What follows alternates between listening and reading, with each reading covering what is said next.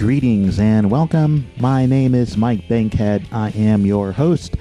I am a bass player and songwriter from the Gem City, Dayton, Ohio, and this is a special episode because we get to talk about one of my favorite places to see music.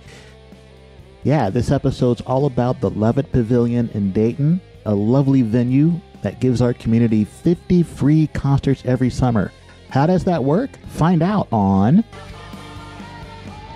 the You Could Be My Aramis podcast. My guest is Lisa Wagner, who is the executive director of Levitt Pavilion Dayton. Yeah, let's get to the conversation.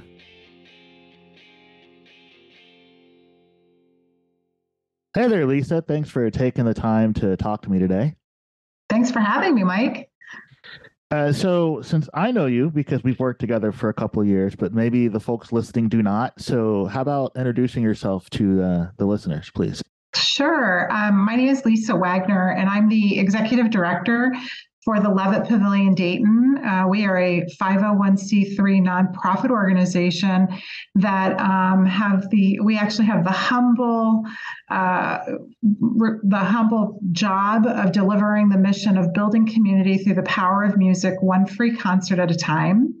We are doing 50 free concerts for our community every year. We do 45 at the venue, which is located in the heart of our downtown Dayton.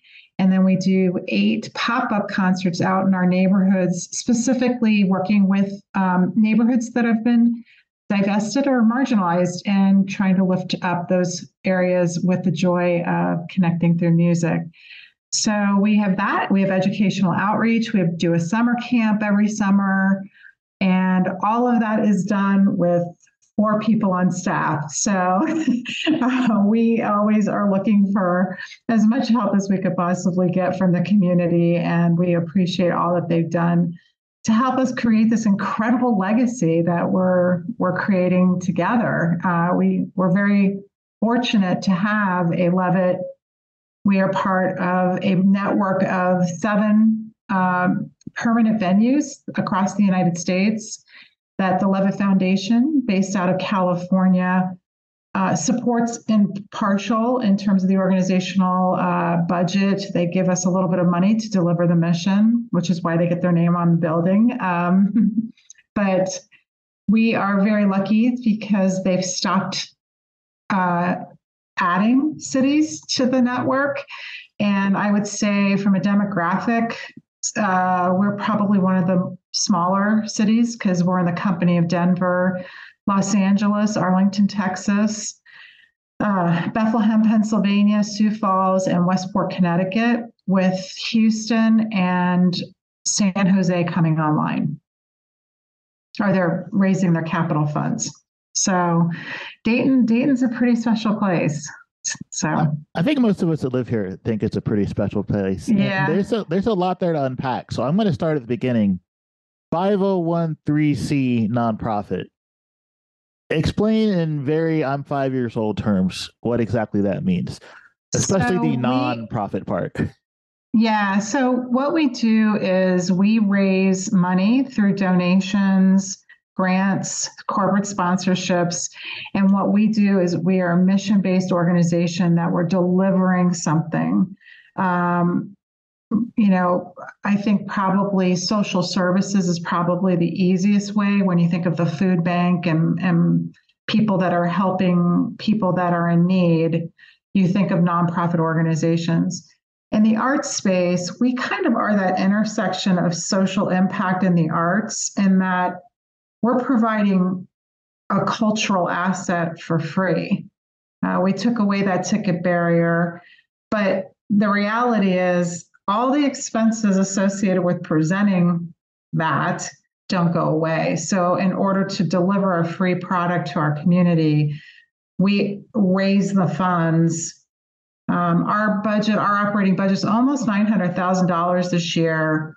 $200,000 of that comes from the Levitt Foundation, and then we raise that other $700,000 here locally.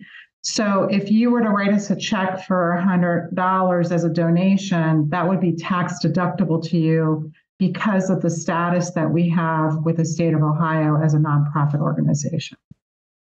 That's good. So you said that the expenses don't go away. I want to maybe people who might come to the Levitt and see a show might not realize that it does take money to bring you the community free entertainment. So I want to get into that a little bit. First of all, you said it's 50 free shows a year. Mm-hmm. Somebody's got to cut the grass at the Levitt Somebody Pavilion. what? Somebody has to mow the lawn there at the Levitt Pavilion space. Somebody has to bring in all of the gear and run the sound to make sure it sounds good, right? Somebody is going to have to pay the musicians because that is work. And even though I'm sure the musicians are very glad to play for a nonprofit organization, and they're also very glad to play in front of people when they know that people didn't have to pay to get in there, a band or a musician on tour, that's their job, and they deserve to be paid for their work. So those are some of the places that the funds are going. How are some of the ways that you raise the funds? So great question, Mike. And I appreciate that question because I would say that we take that very seriously in supporting that ecosystem, right? The production crew is a professional crew of four it's always been men, but let's say men and women that work with IATSE, our local 66. They deliver a high caliber sound and lighting experience. Our musicians are not only local, but regional, national, and we actually have 2 international acts coming in this year. So very important to be able to cover their expenses, but also pay them as artists because we're giving them that stage to build their audiences and keep their trajectory of their career going. So how do we do it? Well, I say, let's start on the lawn. We pass a bucket on the lawn. We ask people to, give what they can. If they can donate, that's awesome. We sell concessions. We sell beverages. We sell merchandise. But when you think about the big scheme of our revenue and where it is diversified and where it's coming from, it's the corporate sponsorships. It's the corporate support in our community. It's the foundation support. We're writing grants to get our programs supported by the family foundations and local foundations. It's a little bit all over the place. And then we just launched a membership program that's tied to our annual fund campaign. We've always been really lucky to have such generous donors, individual donors that give to us every year. And we started putting benefits attached to that level of giving in the hopes that if that matters to people, that maybe they might move up their level of giving so that they could get a signed poster from the season or more drink tickets or chair rentals. There's, kind of at every level. So, when I say that 80% is from this community, I mean, this truly is a community supported effort and you can feel it. I think this is how we differentiate ourselves from some of the other, amazing music venues that we have in our community. It really is familial and it feels really special. And, the staff is really humbled to be able to be part of the story that's being written here on Fifth and Main. So let's talk about the listener experience real quick. One that we have both experienced, of course. I mean, you're working, but I have had the pleasure of being a listener on days when I haven't been working down there. So what is a person going to expect from their experience with Levitt? Is it kid? I mean, I know the answer to these questions. I just want you to answer them for the podcast. Right? Is it child friendly? Is it family friendly? Can I bring my dog? Really great questions. When we were launching the Levitt, Mike, it was really important for us to define what a welcoming space should look like, and we knew that culturally that could be diverse as we were addressing our entire community. So we brought a group of people together with very different voices to help us navigate that. And I'd say first and foremost, what we hear from audience members is ease. It's ease of access. It's ease of use. I think everybody's having a very good time. When you come into the property, there's not barriers that are holding you back. You can come in really on all sides of the block into the space. If you want to bring a lawn chair or blanket, you're more than welcome to do so. If you don't feel like carrying one because you want to go out and play downtown afterwards, we have chairs that you could rent for a $5 donation. And same thing with food and beverage. Your food and beverage experience can be, if you want to bring coolers in, you're more than welcome. You can bring alcohol into the park. We just ask that there not be glass out of the safety factor. But if you don't want to, we sell alcohol, soft drinks. We try to have food trucks here at every venue or at every concert, but there's some amazing brick and mortars around us that have great offerings as well that you could grab something on your way in. And then we specify with each one of our artists in their contract that it has to be family friendly. We program that way and with that intentionality. I'm really excited, to share with you that we have 2 hip hop nights this summer. One is an all-female review, one is an all-male review, and I know that hip hop often gets a bad rap. Did you see what I did there? I did see what you did there. But we really love being able to work with artists that are trying to change that narrative, because it's just amazing songwriting. It's amazing stories that need to be told. And we're excited about lifting up those voices here. So, but anyway, yes, family friendly. We love seeing the kids running around on the lawn. It's a dog-friendly park. We ask that the well-behaved dogs kind of be leashed. Not everybody is a dog person, so we try to designate kind of the upper quadrant where there's a little bit more space to spread out, where dogs can be welcomed and on the lawn.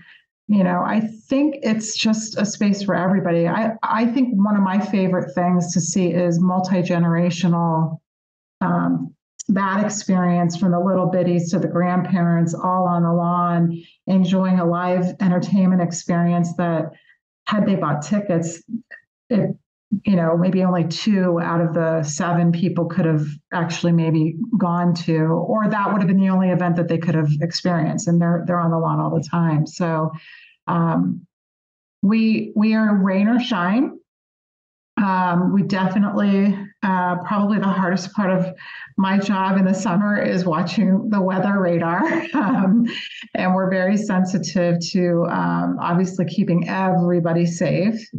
We rarely cancel. Things in Dayton pretty much sometimes blow through, and sometimes it'll be raining everywhere but down here downtown. But lightning, anything that looks like a big red cell that's going to be coming through, we'll cancel. We sometimes try to reschedule, but it's often hard with working through artist schedules. But guess what? Whether or not anybody performs, they all get paid. So I want everybody to feel good about that. That's the way you show up in this business.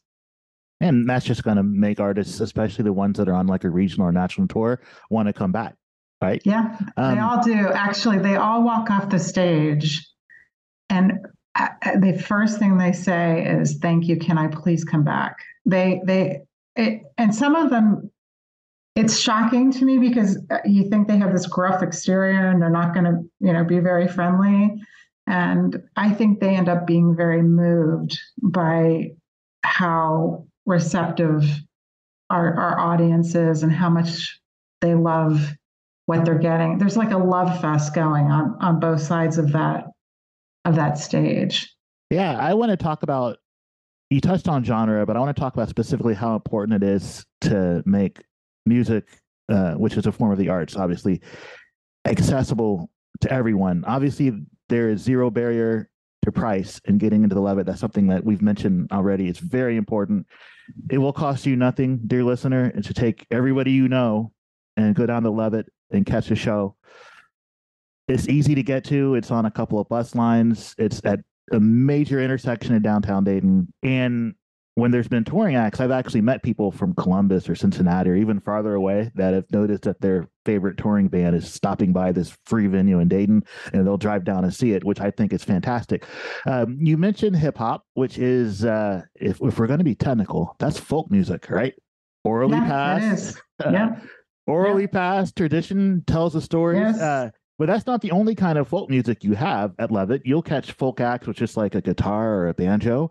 I have personally seen like rock and blues and a famous ska band from the 90s play there, and country and soul.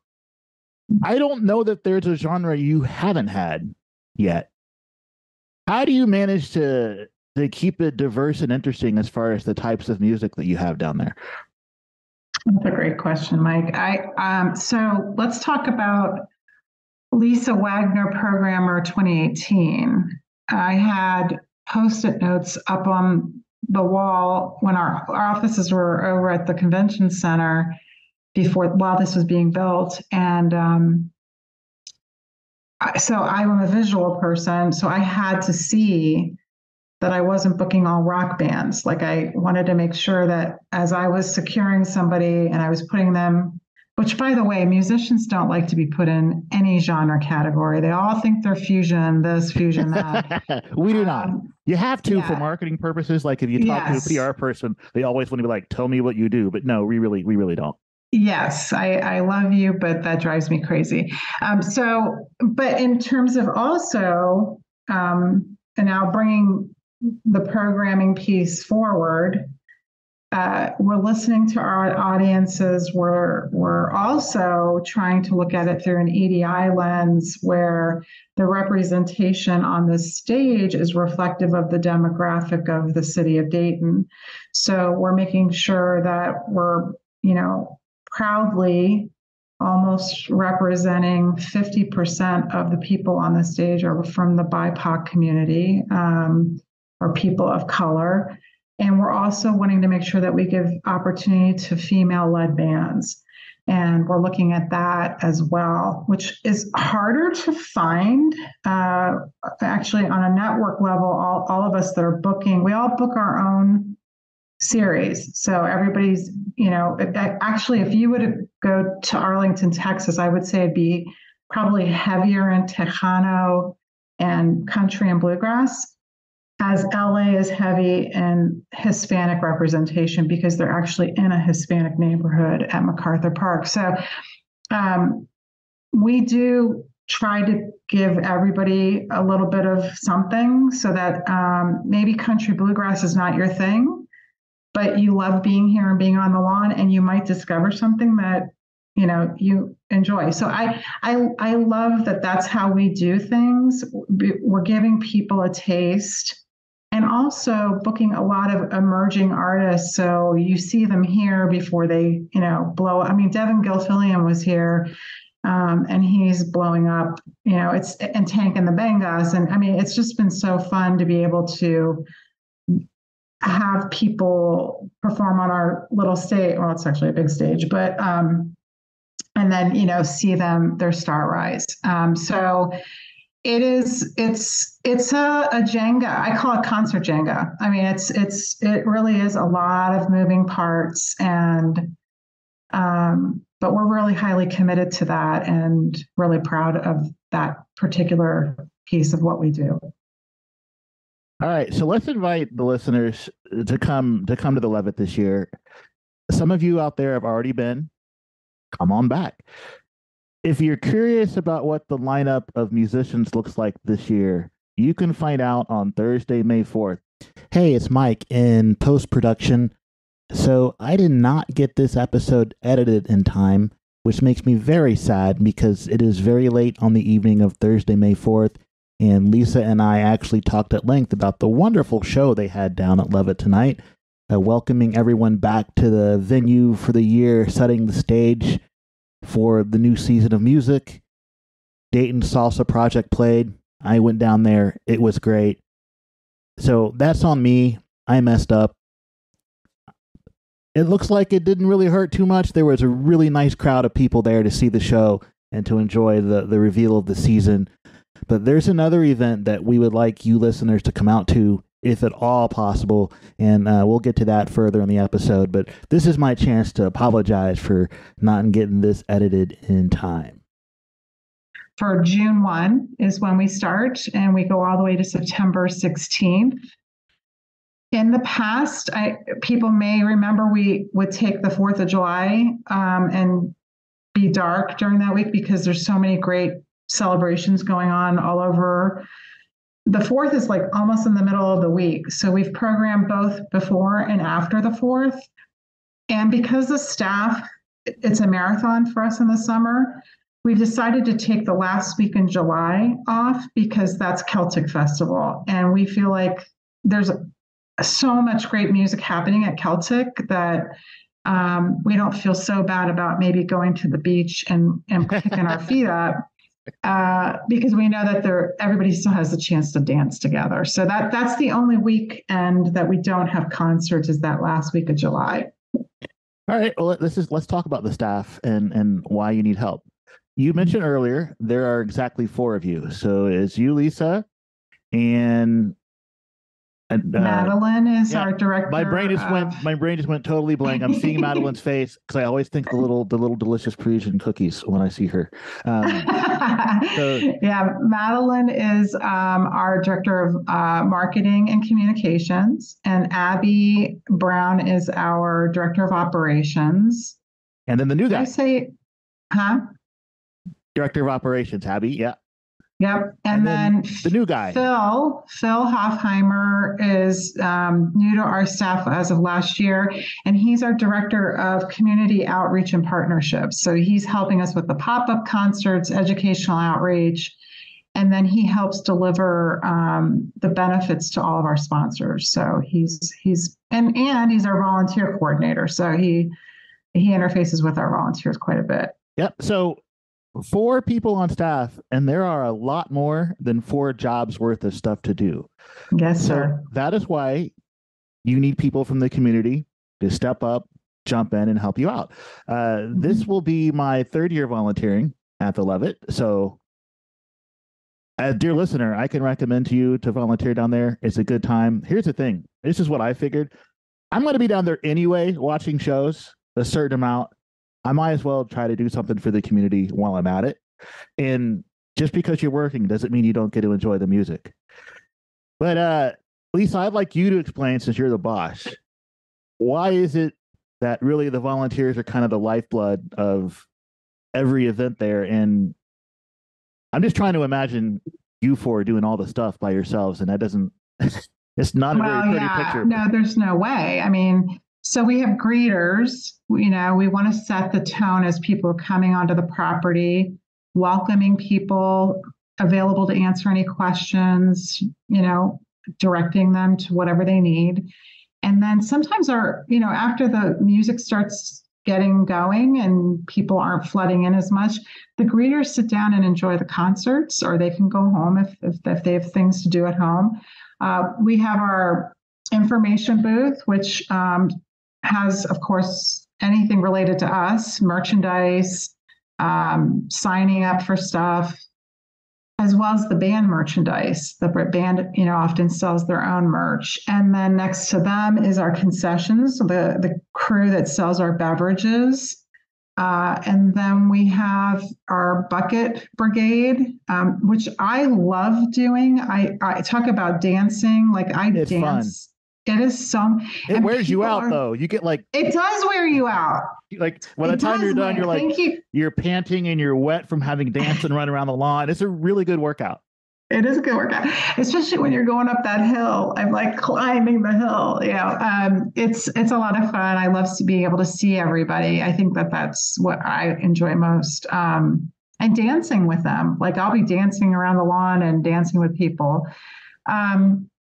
I think other things that we're looking at for help, it seems like at the end of the night, we're all very tired. So anybody that's around that can help us break down the patios and put the chairs and tables away, it just gets our team out of here faster so that we can come back the next day and do it all again. So those are some of the things that I think, yes, when you think about it, if we had to do it, there's no way. I mean, it's the volunteers are really the backbone of our existence in the summer season. It's just incredible. And it's funny because a lot of people think that in the off season we're all sitting around popping bonbons, but I feel like it's just a different tempo, and we're so busy.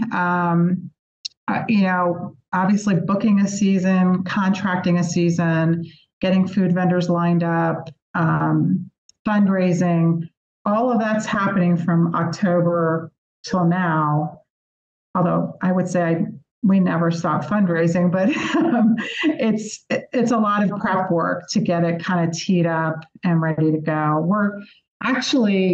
We have cleaning day this weekend. I know this is probably going to be aired after, but it will. We get everybody together and get all those tables and chairs and scrub them down. There's a power washer, and we power wash the stage and the dance floor and things like that. So, and then aside from that, I do an orientation and try to help people understand, expectations as a volunteer and what we need them to do. I mean, more than anything, we want you to love it as much as we love it and be reflective of the core values of who we are. And that's what I think sets the tone. We want everybody to have a good time. We want our audience to have a good time. We want volunteers to be having a good time. And again, the word is ease, right? I don't want it to be hard. We know that you're giving up your time, talent, and the treasure to be with us. So it's really critical that it's a good experience. So let me tell you, folks, it's really not hard. If you volunteer, they have a website. The website has every show and every job that you could do available for each show. You get to pick. You get to pick the show you want. You get to pick the job that you would like to do for that show. I have done them all. I decided the first year I volunteered to do every job at least one time. So I've done them all. And which is your favorite, Mike? Man, I just like handing people beer. Everyone's happy to come get a beer. So yeah, I like working. I really do like the bucket brigade, but I just feel so exhausted when I'm done because you don't notice it while you're doing it because you're out there having a good time and interacting with people. And then when you drop the buckets off, you're like, ugh.